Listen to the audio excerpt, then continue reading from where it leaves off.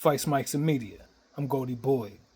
Born Nathaniel Thomas Wilson, July 20th, 1968, is no other than the Juice Crew All-Star himself, Kool G Rap, the Corona Queens representative. Man, Kool G Rap is one of them guys who came out the golden era of hip hop, man, and solidified himself as a certified spitter and lyricist. A lot of people say that people like Big Pun and AZ kind of pattern their styles after Kool G Rap. And if I'm wrong, you could correct me, but they do kind of sound eerily similar to Kool G Rap, if you get what I'm saying. I'm not saying that they sat down and said, hey, I'm a bite his style, but their styles do sound eerily similar to Kool G Rap's style. Kool G Rap is like one of the all-time greats when you talk about people like Rakim, Big Daddy Kane, KRS-One. You got to bring up Kool G Rap because he one of them guys too, man. G Rap started his career with Marley Marl's legendary Juice Crew. And the first song that me myself personally ever heard him on, and pretty much the world, was The Symphony, which was one of the illest songs in hip hop history. Bro, when we talking about The Symphony, we talking about the golden era of hip hop, and that's what Kool G Rap came out of, the golden era of hip hop, which was probably from around, I'm gonna say like 88 to 90. And he definitely came out of that stock, man. It could have been a little bit earlier than that, maybe like 80, 86 to 90, but I think I got it right. But yeah, man, he came out of that era, which had nothing but heavyweights like Rakim, Big Daddy Kane, KRS-One. I mean, come on, man, like just them three dudes alone, man, like those are super heavyweights, man. Like, you understand? Those are like the gods of hip hop right there, man. You know, like if you had your Mount Rushmore, those are the dudes that would be on of hip hop. You feel me? And even on that song, he was on that song with nothing but heavyweights. He had Craig G on that song, Master Ace on that song, and Big Daddy Kane on that song. MC Shan was supposed to be on that song, but he was on some bougie shit at the time because he was the man. So I guess he felt like, you know, he was too big to be on the song at the time, but he probably kicked himself in the ass afterwards. But anyway, man, that was 1988. When we first heard Kool G Rap, man. And then the following year, they put out the single Road to the Riches, and that shit was fire. And he set the streets on fire. I mean, it was like Halley's Comet when that shit came out.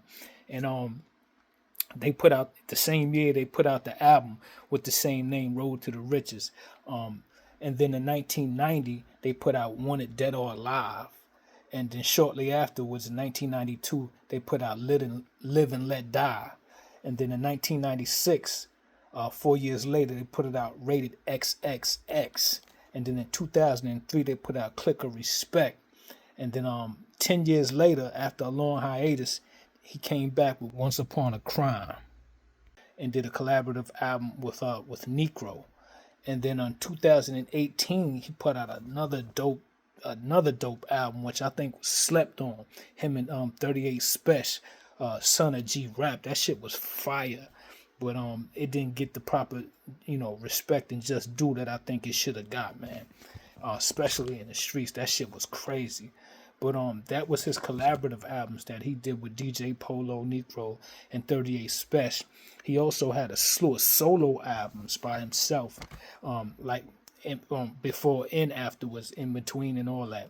In 1995, he put out 456, which had that one of the illest songs of the 90s on it, which was Fast Life featuring Nas, man. When I tell you that shit was like everywhere you went, man, like if you heard that shit blasting out of, mind you, I was 15 around that time, so I remember it all, bro. Like I was a street nigga then, so like if you was a street dude, like bro, that song was one of the illest songs of the '90s, man. I don't even know how to explain it, but shortly afterwards, in 1998, he put out Roots of Evil, and then in 2002, he put out another fire ass album, The Giacano Story, and then in 2008, after 6 years, he put out Half a Clip, and then in 2011, he put out Riches, Royalty, and Respect, and then 2017, after a short hiatus, he put out Return of the Don, and then 2002, he put out Last of a Dying Breed, which was a dope album. So if you're not aware of who Kool G Rap is,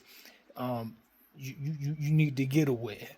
And he should be on the Mount Rushmore of hip hop, along with guys like Rakim, Big Daddy Kane, and KRS-One. So when we talking about the golden era of hip hop, and we talking about the nicest niggas to ever touch a mic, you better believe Kool G Rap is one of them niggas, man. He was also on one of the other illest songs of the '90s, on the Murder Music album with Mobb Deep, which was the realest. Oh my God, man. Whew.